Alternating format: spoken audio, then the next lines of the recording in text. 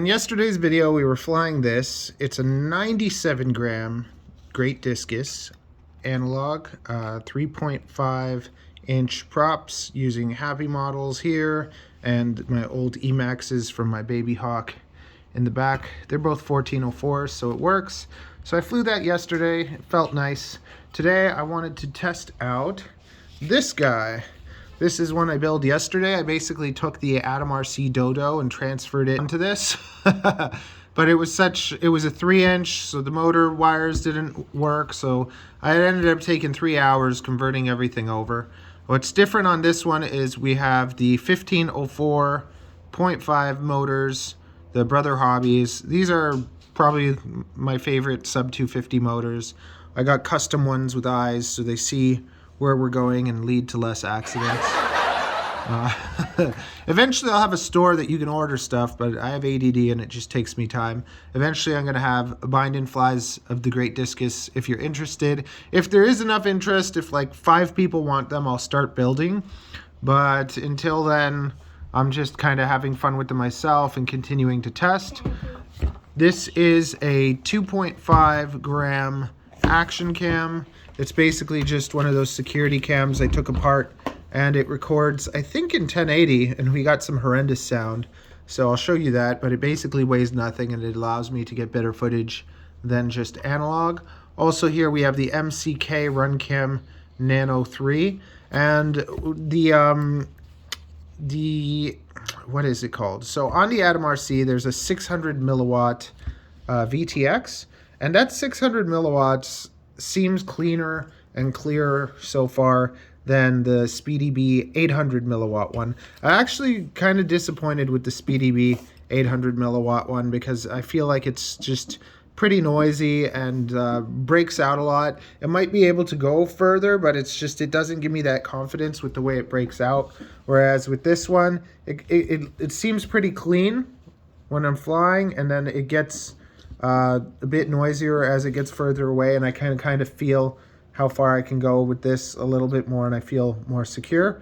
And then comparing cameras, the Nano Toothless 2, it's nice, and the MCK Runcam Nano 3, I like this, the MCK camera. I don't know, maybe I'm just a fanboy, but I just feel like I just see things pretty clearly when I'm flying with it.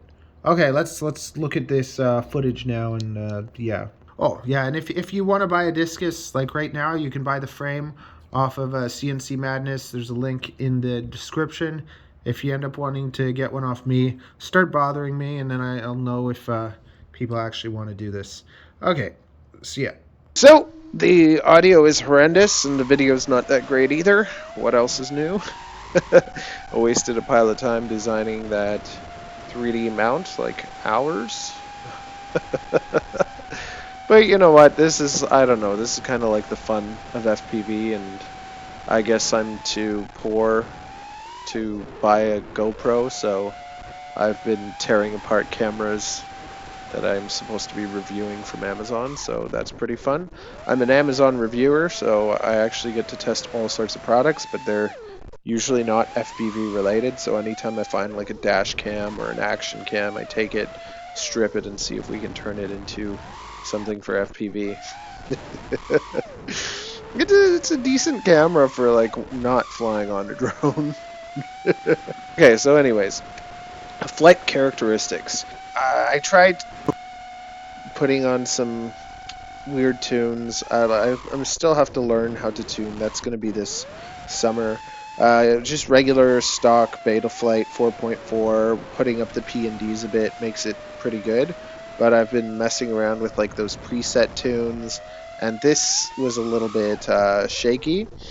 But the difference between flying the 3-inch and the 3.5 inch is that there's like it's hard to explain, but when you're flying the 3.5, I feel like you might have a touch more control. The other thing is that, like right here, see, like here, I kind of, after this turn, I'm gonna bail because I kind of got scared. I didn't feel like I had as much control.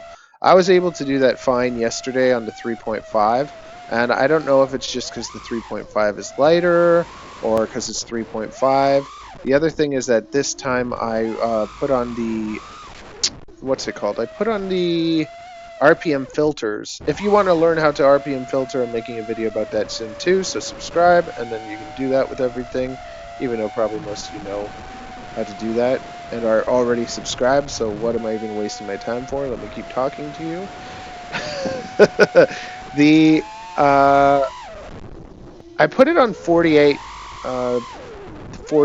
RPM filtering, gigahertz or whatever it's called, and my other one is at 98 or 96 or whatever the higher number is. I know nothing, but the 96 actually felt a lot better to me, or maybe it was the 3.5 propellers, but these 3-inch propellers feel really good on roll and pitch. It's like when you go upside down and you flip around and everything, it feels like there's nothing stopping you, there's no resistance. It's like you get a different kind of center of gravity where it feels more like you're a circle as opposed to kind of having a top and a bottom.